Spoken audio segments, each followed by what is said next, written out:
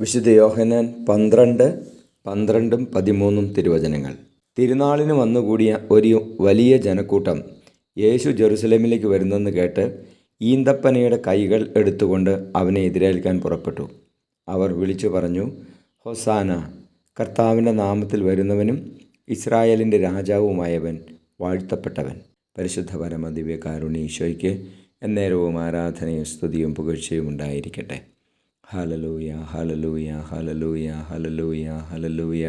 ഈശോയെ, ഞാൻ അങ്ങേ സ്തുതിച്ച് ആരാധിക്കുന്നു, നന്ദി പറയുന്നപ്പാ. ഈശോയെ, അങ്ങേക്ക് ഞങ്ങൾ ഹൊസാന പാടി ഞങ്ങളുടെ ഹൃദയങ്ങളിലേക്ക് അങ്ങേ എതിരേൽക്കുവാൻ ഞങ്ങളുടെ ഹൃദയങ്ങളെ അങ്ങ് വിശുദ്ധീകരിക്കണമേ.